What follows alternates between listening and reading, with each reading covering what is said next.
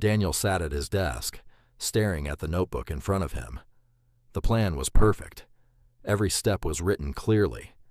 Wake up early, study for 2 hours, exercise, build his skills, change his life. He knew exactly what to do. But somehow, he didn't move. Every day started with intention, and every night ended with regret. Daniel was not lazy in the way people thought. He was not careless. He was not without dreams. In fact, his mind was full of ideas. He imagined success often. He pictured himself achieving great things, making his family proud, becoming someone important. But when it came to action, his body felt heavy. He would scroll through his phone, telling himself, just 5 more minutes. 5 minutes turned into hours, and when the day ended, the guilt arrived. Quiet, but sharp. Daniel hated that feeling, not because he didn't know what to do, but because he knew and still didn't do it. That truth hurt the most. One afternoon, tired of his own thoughts, Daniel left his house and walked aimlessly through the streets. The world around him was moving. People were working. Shops were busy. Cars passed by with purpose. But Daniel felt stuck, like time moved for everyone except him. Eventually, he found himself near a small roadside workshop. An old man was there, repairing worn-out shoes. His hands were slow but steady. Every movement was careful. He looked tired, but focused. Daniel stood there watching him. There was something strange about the way the old man worked. No rush, no complaints, no hesitation, just action. The old man noticed Daniel and smiled slightly. "You've been standing there for a while," he said. Daniel nodded, unsure what to say. After a moment, the old man spoke again. "Let me guess. You know what you should be doing, but you're not doing it." Daniel's heart dropped. It felt like his secret had been exposed.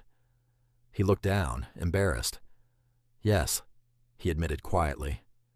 The old man continued working as he spoke. "People like you are not lazy," he said. "You are trapped." Daniel looked up. "Trapped?" The old man nodded. "Trapped between knowing and doing." Daniel listened carefully. "When you don't know what to do," the old man said, "you feel confused. But when you know what to do and still don't act, you feel weak." Daniel felt those words deeply. "That feeling," the old man continued, "creates fear. Not fear of failure, but fear of proving to yourself that you might not be as capable as you think." Daniel stood frozen. For the first time, someone had explained what he could never understand. He wasn't avoiding work. He was avoiding the possibility of failing at something he cared about. The old man picked up another shoe and began fixing it. "Waiting feels safe," he said softly, "because as long as you don't try, your dream is still perfect in your mind." Daniel swallowed hard. That was exactly it. He had been protecting his dreams by never testing them. "Come here," the old man said, handing him a worn-out shoe and a small tool. "Fix this." Daniel hesitated. "I've never done this before." The old man smiled. "Exactly."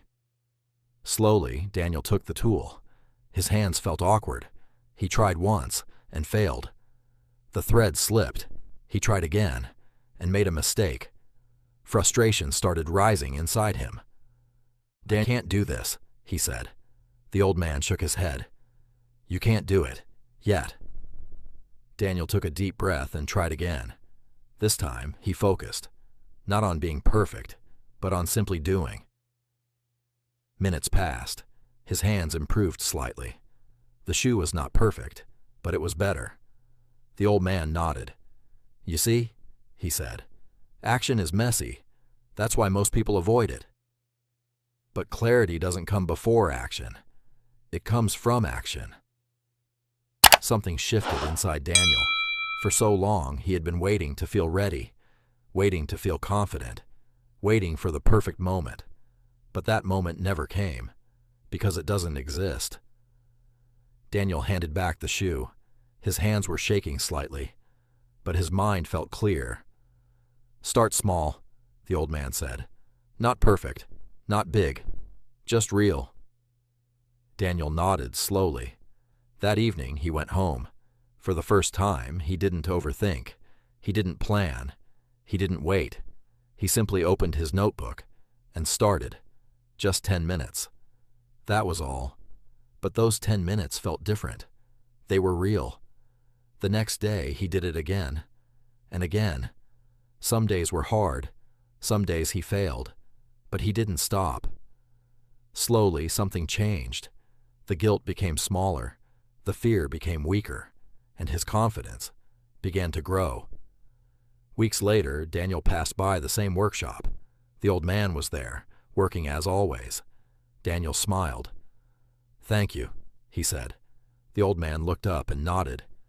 "You finally started," he said. Daniel smiled again. "Yes, I did." He was still ambitious. He still had big dreams. But now, he was no longer stuck, because he understood one simple truth. Knowing is not power. Action is. If this video made a difference for you, don't keep it to yourself. Subscribe to The Voice of Purpose, like this video, and share it with someone who needs it. See you in another session.